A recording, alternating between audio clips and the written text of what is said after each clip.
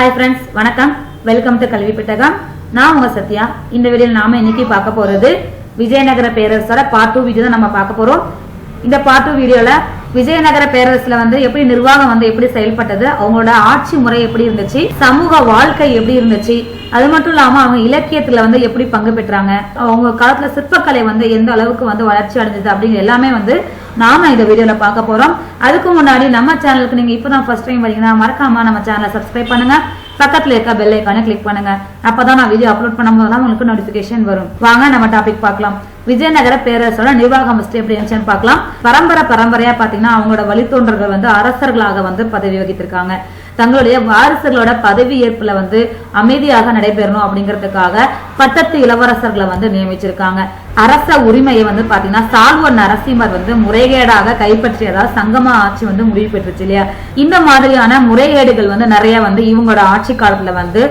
நடந்திருக்கு வயசுல ரொம்ப சின்னவங்களா இருந்தாங்க அப்படின்னா நிர்வாக பணிகளை கவனிக்கிறதுக்காக பகர ஆளுநர் நியமனம் செய்யும் முறையும் இவங்க ஆட்சி காலத்துல இருந்திருக்கு இவங்களோட அரசு அமைப்பு எப்படி இருந்துச்சுன்னு பார்க்கலாம் விஜயநகர பேரரசு முதல்ல மண்டலங்களாக பிரிஞ்சிருந்துச்சு அப்புறம் நாடுகள் ஸ்தலங்கள் கிராமங்கள் என பிரிக்கப்பட்டிருந்துச்சு மண்டலங்கள் பாத்தீங்கன்னா மாகாணம் அல்லது ராஷ்டிரம் அப்படின்னு அழைக்கப்பட்டுச்சு இத பாத்தீங்கன்னா மண்டலேஸ்வரா அப்படிங்கிற ஆளுநர் நிர்வகிச்சிருக்காரு கிராமமே பாத்தீங்கன்னா மிக சிறிய அழகாக இவங்கள ஆட்சி காலத்துல இருந்திருக்கு கிராம சபை அமைப்பு இருந்திருக்கு கிராம சபை அமைப்புனா பஞ்சாயத்து தான் கவுடா என்ற கிராம தலைவர்கள் நீதி வழங்கியிருக்காங்க பஞ்சாயத்து தலைவர்களாக செயல்பட்டு நீதி வழங்கியிருக்காங்க முக்கிய அமைச்சர்கள் எந்தெந்த அமைச்சர்கள் இவங்க ஆட்சி காலத்துல இருந்தாங்கன்னு பார்க்கலாம் பிரதானி அப்படின்னா முதலமைச்சர் தண்டநாயக்கா அப்படின்னா கணக்கர் தண்டநாயக்கான கணக்கர் முத்திரை காத்தா அப்படின்னா நாணய அதிகாரி மகாநாயக்க சரியார் அப்படின்னா அரசர் இவரோட மேற்பார்வையில தான் கிராமங்களை கண்காணிச்சுட்டு வந்திருக்காரு மேற்பார்வையாளர்னு கூட சொல்லலாம்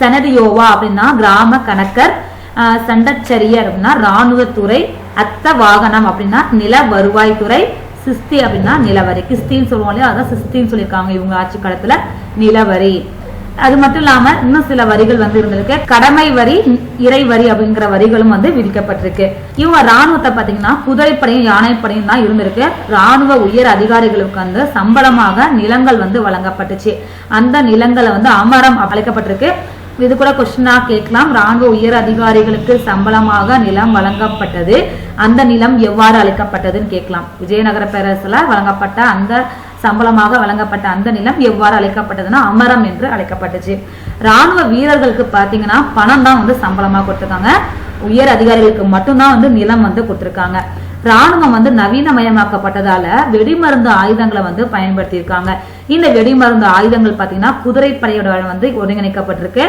அதனால நாட்டிலேயே மிகவும் அச்சுறுத்தல் தரும் படையாக குதிரைப்படை தான் விளங்கி இருக்கு இவங்க ஆட்சி காலத்துல பொருளாதாரம் எப்படி இருந்துச்சுன்னு பார்க்கலாம் மிகவும் செல்வ செழிப்பு மிக்க அரசர்களாக தான் இருந்திருக்காங்க 15-16ஆம் நூற்றாண்டுல இந்தியா வெளிநாட்டு பயணிகள் இவ்வரசை பற்றியும் இவர்களின் செல்வ செழிப்பு மிகுந்த வாழ்க்கையை பற்றியும் புகழாரம் சூட்டியிருக்காங்க அதாவது ஆகோ ஓகோன்னு வாழ்ந்திருக்காங்க அப்படின்னு ரொம்ப பெருமையா சொல்லியிருக்காங்க வராகன் அப்படிங்கிற தங்க நாணயங்களை புழக்கத்துல இவங்க ஆட்சி காலத்துல இருந்திருக்கு வேளாண்மை எப்படி இருந்துச்சுன்னு பார்க்கலாம் சிறந்த நீர்ப்பாசன முறைகளை பின்பற்றிருக்காங்க ஏரிகள் கட்டியிருக்காங்க நிறைய குளங்கள் வெட்டியிருக்காங்க இந்த மாதிரியா நிறைய நீர்ப்பாசன முறைகளை பின்பற்றிருக்காங்க வேளாண்மையை ஊக்குவிப்பதே பாத்தீங்கன்னா விஜயநகர அரசர்களோட முக்கிய கொள்கையாகவே இருந்திருக்கு துங்கபத்ரா ஆற்றோட குறுக்குல பாத்தீங்கன்னா தடுப்பணைகளை கட்டியிருக்காங்க நில சுவாந்தார்கள் பாத்தீங்கன்னா கோவில்களிலும் நீர்ப்பாசனத்திலும் தான் முதலீடு செஞ்சிருக்காங்க போர்ச்சுகீசிய கட்டுமான கலைஞர்களை கொண்டு மிகப்பெரிய ஏரி கட்டப்பட்டதாக அப்துல் ரசாக் அப்படிங்கிற பாரசீக பயணி தன்னோட நூல்ல குறிப்பிட்டிருக்காரு ஏரியில இருக்கிற அந்த நீரை கொண்டு செல்றதுக்காக கால்வாய்கள் கட்டப்பட்டிருக்கு பல வகைப்பட்ட வேளாண் பண்டங்கள் பெருமளவில் இருப்பு வைக்கப்பட்டுள்ளது இப்ப சேமிப்பு கிடங்கள் இருக்குல்ல அது மாதிரி சேமிப்பு கிடங்களை சேமித்து வச்சிருக்காங்க நிறைய வேளாண் பொருட்களை சேமிச்சு வச்சிருக்காங்க இவங்க ஆட்சி காலத்துல குடிசை தொழில்கள் எப்படி இருந்துச்சுன்னு பார்க்கலாம் வேளாண் உற்பத்திக்கு பாத்தீங்கன்னா குடிசை தொழில்கள் ரொம்பவும் உதவிகரமா இருந்திருக்கு குடிசை தொழில்களாக என்னென்ன தொழில்கள் உதவி செஞ்சுச்சுன்னு பார்க்கலாம் நெசவு தொழில் சுரங்க தொழில் உலோக தொழில் ஆகியன பாத்தீங்கன்னா மிக முக்கியமான குடிசை தொழில்களாக இருந்திருக்கு இவங்க காலத்துல கில்டுகள் என்று அழைக்கப்படும் தொழில்சார் அமைப்புகள் கைவினை மற்றும் குடிசை தொழில்களை முறைப்படுத்தியிருக்காங்க கில்டுகள் அப்படின்னா என்னன்னு பாத்தீங்கன்னா, நம்ம இப்போ வந்து நிறைய தொழிற்சங்கங்கள் இருக்கு இல்லையா, அது மாதிரி தொழிற்சங்கங்கள் வந்து கில்டுகள் அழைச்சிருக்காங்க அவங்க காலத்துல. அந்த அமைப்புகள் வந்து கைவினை மற்றும் குடிசை தொழில்களை வந்து முறைப்படுத்தியிருக்காங்க. கைவினை கலைஞர்கள் மற்றும் வர்த்தகர்களுக்கு தனித்தனியே கில்டுகள் இருந்ததாக அப்துல் ரசாக் வந்து குறிப்பிட்டிருக்காரு தன்னோட நூல்ல. கர்னூல், அனந்தபூர் மாவட்டங்கள்ல வந்து வைர சுரங்கங்கள் வந்து இருந்திருக்கு. இவங்களோட வாணிகம் வந்து எப்படி இருந்துச்சுன்னு பார்க்கலாம். உள்நாட்டு கடற்கரையோரத்துல வந்து வாணிகம் செஞ்சிருக்காங்க. அது மட்டும் இல்லாம கடல் கடந்த வாணிகமும் வந்து செய்து வந்திருக்காங்க. இவ்வணிகத்துல பாத்தீங்கன்னா சீனாவிலிருந்து வந்த பட்டு, மலபார் பகுதியை சேர்ந்த வாசனை பொருட்கள், பர்மாவிலிருந்து பெறப்பட்ட விலையுயர்ந்த ஆபரண கற்கள் ஆகியவற்றை வணிகம் செய்யும் மையமாக வந்து இது வந்து இயங்கியிருக்கு அப்படின்னு சொல்றாங்க. மலபார் கடற்கரையில வந்து பல துறைமுகங்கள் வந்து இருந்ததா கூறப்படுது. மிக முக்கியமானது எதுன்னு பாத்தீங்கன்னா கண்ணூர் துறைமுகம் தான் முக்கியமான துறைமுகமா கருதப்பட்டிருக்கு. 2ஆம் தேவராயர் காலத்துல பாத்தீங்கன்னா 300 துறைமுகங்கள் வந்து இருந்ததாக அப்துல் ரசாக் வந்து குறிப்பிட்டிருக்காரு. பாரசீகம், தென்னாப்பிரிக்கா, போர்ச்சுகல், அரேபியா, சீனா, தென்கிழக்காசிய நாடுகள், இலங்கை போன்ற நாடுகளுடன் பாத்தீங்கன்னா வணிகம் வந்து செஞ்சு வந்திருக்காங்க. இவங்க வந்து குதிரைகள், முத்துக்கள், செம்பு, பவளம், பாதரசம், சீனத்துப்பட்டு, வெல்வெட்டு துணிகள் இவற்றெல்லாம் வந்து இறக்குமதி வந்து செஞ்சிருக்காங்க. கப்பல் கட்டும் தொழில்களும் வந்து வளர்ச்சி அடைஞ்சிருக்கு இவங்க காலத்துல. அடுத்தது இவங்களோட இலக்கிய பங்களிப்பு எப்படி இருந்துச்சுன்னு பார்க்கலாம். இவரின் ஆதரவனால் சமஸ்கிருதம், தெலுங்கு, கன்னடம், தமிழ் ஆகிய மொழிகள்ல சமய மற்றும் சமயசாரா நூல்கள் வந்து பல நூல்கள் வந்து எழுதப்பட்டிருக்கு. இதுல வந்து நம்ம கிருஷ்ணதேவராயர் வந்து 3 நூல்கள் எழுதியிருக்காங்க. என்னென்ன நூல்கள்னு பார்க்கலாம். அமுக்த மால்யதா அப்படிங்கிறது ஒரு காவிய நூல். அந்த காவியம் வந்து தெலுங்குல வந்து எழுதப்பட்டது. இந்த அமுக்த மால்யதா அப்படின்னா என்னன்னு நம்ம பின்னாடி பார்க்கலாம்.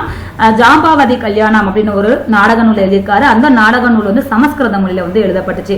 அடுத்து உஷா பரிணயம் அப்படிங்கிற நூல் எழுதியிருக்கிறாரு. அது வந்து வடமொழியில வந்து அது எழுதப்பட்டுச்சு. தெனாலிராமன் வந்து பாண்டுரங்க மகாத்தியம் அப்படிங்கிற நூலை வந்து எழுதியிருக்காரு. அல்சானி பெத்தனா வந்து ஆந்திரா கவிதா பிதாமக அப்படின்னு அழைக்கப்படுறாரு. அவர் வந்து பாத்தீங்கன்னா மனுசரிதம் மற்றும் ஹரிகதாசரம் அப்படிங்கிற 2 நூல்களை வந்து எழுதியிருக்காரு.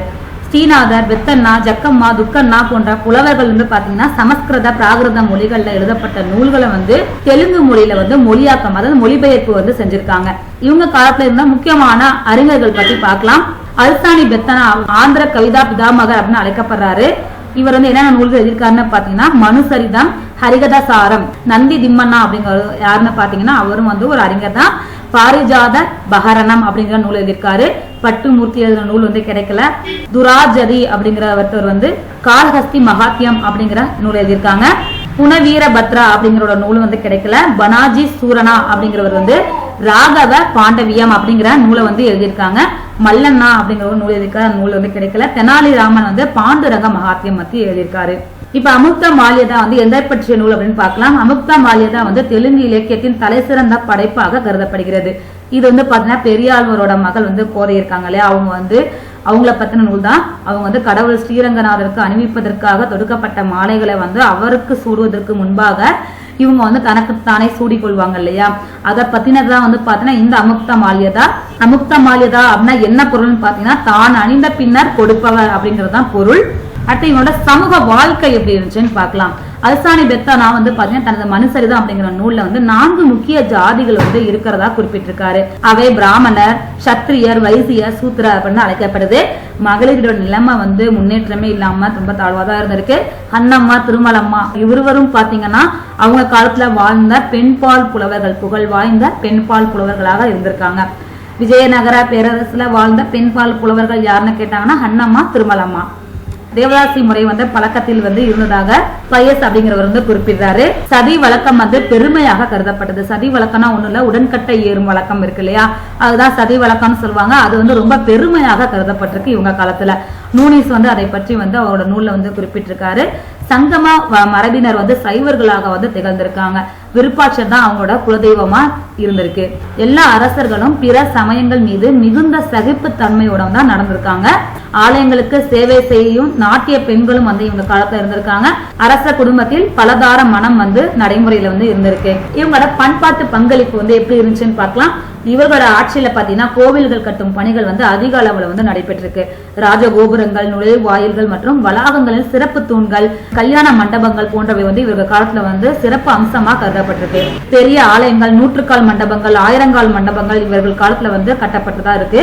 இவர்களின் கலைக்கு எடுத்துக்காட்டா எதை சொல்லலாம்னு பாத்தீங்கன்னா காஞ்சிபுரம் ஏகாம்பநாதர் ஆலயம் இருக்கு இல்லையா, அதுவும் வரதராஜர் ஆலயங்களையும் வந்து கூறலாம். வரதராஜ பெருமாள் வந்து இப்ப நமக்கு காட்சி தந்தார் இல்லையா 48 வருஷங்கள் கழிச்சு, அந்த ஆலயம் வந்து இவர்கள் காலத்துல கட்டப்பட்டதுதான் கூறுறாங்க. திருப்பதியில காணப்படக்கூடிய கிருஷ்ணதேவராயர் மற்றும் அவரது அரசிகளின் உலோக படிமங்கள் வந்து இவர்களோட சிற்பக்கலைக்கு வந்து சிறந்த எடுத்துக்காட்டாக கருதப்படுது. தெலுங்கு இலக்கியம் வந்து இவர்கள் காலத்தில் வந்து நன்கு வளர்ச்சி அடைந்ததுன்னு சொல்லலாம். அடுத்தது பாத்தீங்கன்னா இந்த விஜயநகர பேரரசுல நடந்த முக்கியமான நிகழ்வுகளை வந்து நம்ம காலக்கோடு வழியா பார்க்கலாம். விஜயநகர அரசோட தொடக்கம் எப்பன்னு பாத்தீங்கன்னா 1336ஆம் ஆண்டு தான் விஜயநகர பேரரசு தொடங்கியது. பாமினி அரசோட தொடக்கம் வந்து 1347, அதாவது அவங்கல இருந்து விஜயநகர பேரரசு தோன்றதுக்கு அப்புறம் ஒரு 10-11 வருஷம் கழிச்சுதான் வந்து பாமினி அரசு வந்து தொடங்கியிருக்கு. அடுத்த துல்வ வம்சம் தொடக்கம் வந்து எப்பன்னு பாத்தீங்கன்னா 1503 வந்து துல்வ வம்சம் வந்து தொடங்கியிருக்கு. கிருஷ்ணதேவராயர் வந்து எப்ப மன்னராக முடிசூடியிருக்காருன்னு பாத்தீங்கன்னா 1509 வந்து மன்னராக முடிசூடியிருக்காரு. தக்கானிய சுல்தான்களின் அரசுகள் வந்து உருவாக்கம் வந்து என்னைக்கு எப்ப நடைபெற்றுச்சுன்னு பாத்தீங்கன்னா 1518 வந்து நடைபெற்றுச்சு. கிருஷ்ணதேவராயோட இறப்பு பாத்தீங்கன்னா 1529 வந்து அவர் இறந்திருக்காரு. தலைக்கோட்டை போர் வந்து ரொம்ப முக்கியமான போர். 1565 தான் தலைக்கோட்டை போர் வந்து நடைபெற்றது. இந்த தலைக்கோட்டை போர் தான் விஜயநகர பேரரசோட தலையெழுத்தே வந்து மாறுச்சுன்னு சொல்லலாம். விஜயநகர பேரரசோட தலையெழுத்தே மாறின போர் வந்து தலைக்கோட்டை போர் தான். இதோட நம்ம விஜயநகர பேரரசோட ஃபுல் டீடைல்ஸ் வந்து முடிஞ்சிருச்சு. அடுத்து பாமினி அரசோட தொடக்கம் பத்தி நம்ம அடுத்த வீடியோல பார்க்கலாம். இந்த வீடியோ கண்டிப்பா உங்களுக்கு ரொம்ப யூஸ்ஃபுல்லா இருக்கும் நான் நம்புறேன். இந்த வீடியோ உங்களுக்கு பிடிச்சிருந்தா லைக் பண்ணுங்க, ஷேர் பண்ணுங்க, மறக்காம சப்ஸ்கிரைப் பண்ணுங்க, பக்கத்துல இருக்க பெல் ஐகானை கிளிக் பண்ணுங்க. அப்பதான் நான் எப்ப வீடியோ கால் பண்ணணும் அப்பதான் உங்களுக்கு நோட்டிபிகேஷன் வரும். அது மட்டும் இல்லாம இந்த வீடியோக்கான பிடிஎஃப்லாம் உங்களுக்கு வேணும் அப்படின்னா கீழே இருக்கிற டிஸ்கிரிப்ஷன் பாக்ஸ்ல இருக்கிற டெலிகிராம் குரூப்ல ஜாயின் பண்ணிக்காங்க. இந்த வீடியோக்கான பிடிஎஃப்லாம் அதை நீங்க ஃப்ரீயாவே டவுன்லோட் பண்ணிக்காங்க. முயற்சி என்றும் பயன் தரும். முயற்சி செய்ய தோற்றால் பயிற்சி செய்ய. தேங்க்யூ.